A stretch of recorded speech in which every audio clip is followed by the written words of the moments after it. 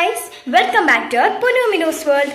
അപ്പോൾ ഇന്ന് നമ്മളിവിടെ നോക്കാൻ പോകുന്നതെന്ന് വെച്ച് കഴിഞ്ഞാൽ ചോറിൻ്റെ കൂടെ കഴിക്കാൻ പറ്റിയ ഒരു അടിപൊളി റെസിപ്പിയാണ് മുട്ടത്തോരൻ കേട്ടോ. അപ്പോൾ നമുക്ക് എങ്ങനെയാണ് ഉണ്ടാക്കുന്നത് നോക്കിയാലോ. പെട്ടെന്ന് വീഡിയോയിലേക്ക് പോകാം.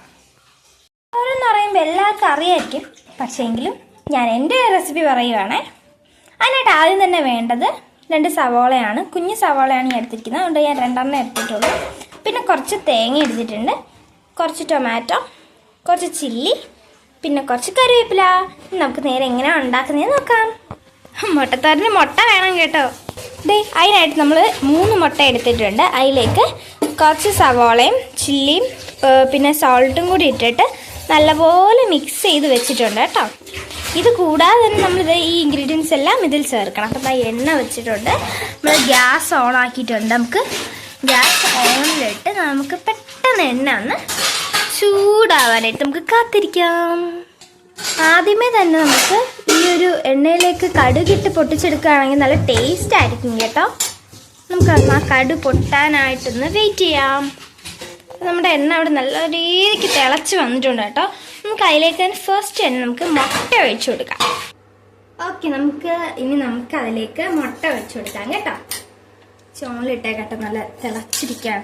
ചെറുതായിട്ട് സിമ്മിലിടാം.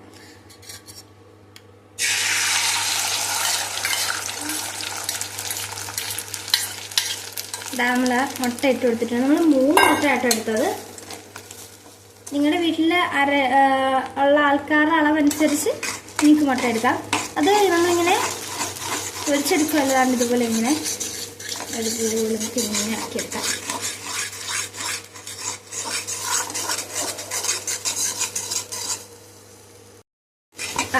നമുക്ക് വേണ്ടേ നല്ലപോലെ ഒന്ന് റെഡിയായി വരുന്നവരൊന്ന് വെയിറ്റ് ചെയ്യാം കേട്ടോ. ചെറുതായിട്ടൊരു ക്രീമി പരുവത്തിലേക്കാണ് ഇതിപ്പോൾ ഇരിക്കുന്നത്. നമുക്ക് അവൻ ജസ്റ്റ് ഇങ്ങനെ ഒന്ന് നോക്കിയെടുത്തതിന് ശേഷം നമ്മുടെ ഇൻഗ്രീഡിയൻസ് ഓരോന്നായിട്ട് നമുക്കതൊന്ന് ഇട്ട് കൊടുക്കാം. ചെറുതായിട്ടൊന്ന് ലോ ഫ്ലെയിമിലിട്ടിട്ട് നമുക്ക് നോക്കാം. ഓക്കെ, നമുക്ക് നമ്മുടെ ഇൻഗ്രീഡിയൻസ് എല്ലാം ഇട്ട് കൊടുക്കാം. ആദ്യമേ നമ്മൾ ഇടുന്നത് നമ്മുടെ ഓണിയനാണ്. ഓണിയൻ കട്ട് ചെയ്ത് നമ്മൾ അതിലേക്ക് ഇട്ട് കൊടുക്കുകയാണ്. ഓണിയൻ ഇഷ്ടമുള്ള രീതിയിൽ കട്ട് ചെയ്യാം കേട്ടോ. ഞാനിപ്പോൾ ഈ ഒരു സ്ക്വയർ രീതിയിലാണ് കട്ട് ചെയ്തിരിക്കുന്നത്. സ്ക്വയർ മസാല പല ടൈപ്പുണ്ട്. നിങ്ങൾക്ക് ചിലപ്പം നീളത്തിൽ കട്ട് ചെയ്യണമെങ്കിൽ നീളത്തിൽ, നിങ്ങളുടെ ഇഷ്ടത്തിൽ നിങ്ങൾക്ക് കട്ട് ചെയ്യാം കേട്ടോ. കഴിച്ച് നോക്കിയിട്ട് ഉപ്പും എല്ലാം കുറവുണ്ടെങ്കിൽ നിങ്ങൾക്ക് ഇടാം കേട്ടോ. ഞാൻ നേരത്തെ ഉപ്പിട്ടുകൊണ്ടാണ് ഞാൻ പിന്നെ ഇടുന്നില്ല. ഓക്കെ, നമ്മുടെ അടുത്ത ഇൻഗ്രീഡിയൻറ്റ് നമുക്ക് ഇട്ട് കൊടുക്കാം. അടുത്ത ടൊമാറ്റോയാണ്. നമുക്ക് ടൊമാറ്റോ ഇട്ട് കൊടുക്കാം.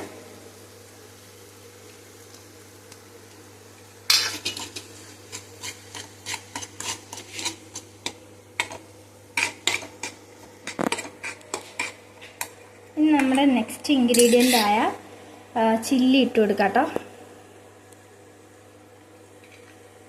ഓക്കെ, ചില്ലി ഇട്ട് കൊടുത്തിട്ടുണ്ട്. നല്ല സ്മെല്ല് വരുന്നുണ്ട്.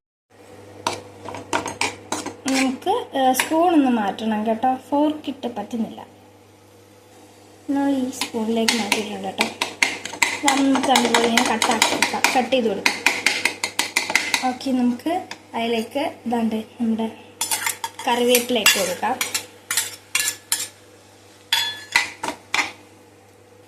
ഇപ്പം കാണുമ്പോൾ ഒരു ഉപ്പുമാവൊക്കെ പോലെ ഇരിക്കുന്നല്ലേ.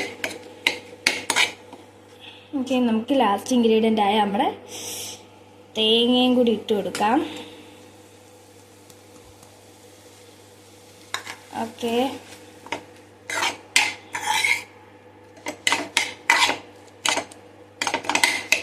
നല്ലപോലെ ഒന്ന് വെന്ത് വരുന്നവരെ നമുക്ക് ഇതുപോലെ ഒന്ന് ഇളക്കി കൊടുക്കാം.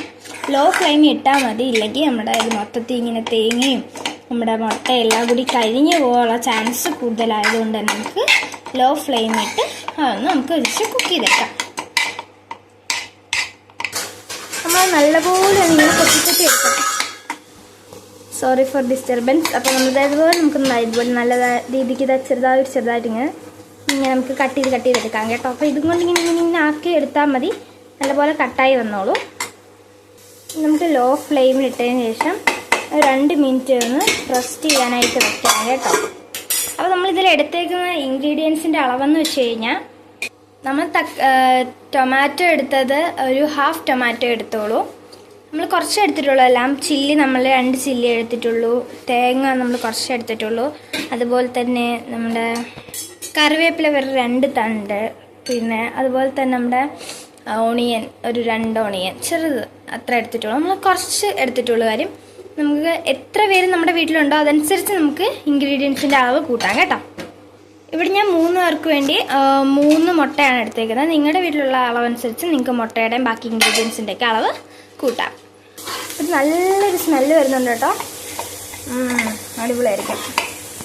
ഇത്ര ഉള്ളോട്ട് നമ്മൾ മുട്ടത്തോരൻ നല്ലൊരു മണമൊക്കെ വരുമ്പോഴേക്കും ഇച്ചിരി ഇളക്കിയതിന് ശേഷം നമുക്ക് ഫ്ലെയിം ഓഫ് ചെയ്യാം. അപ്പം നമ്മൾ ടേസ്റ്റി മുട്ടത്തോരനോട് റെഡിയാണ് കേട്ടോ.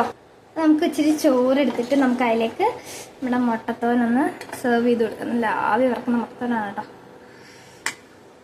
നമ്മുടെ നല്ല ടേസ്റ്റി മുട്ടത്തോരനാണ് കേട്ടോ. നമുക്കിനി കഴിച്ച് നോക്കിയിട്ട് അഭിപ്രായം പറയാമേ.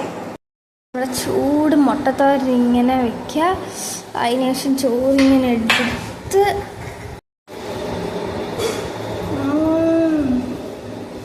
സൂപ്പർ. ഞാൻ ഉണ്ടാക്കുന്നത് പറയല്ലോ കേട്ടോ. മുട്ടത്തോരൻ അടിപൊളിയാണ്. ഉച്ചയ്ക്ക് ചോറിന് കഴിക്കാനായാലും രാത്രി ആയാലും ചപ്പാത്തിയുടെ കൂടെ ആയാലും ഒക്കെ കഴിയും. സൂപ്പറാണ്. അപ്പം ഈ അടിപൊളി മുട്ടത്തോരൻ മസ്റ്റ് ട്രൈ ആണ്.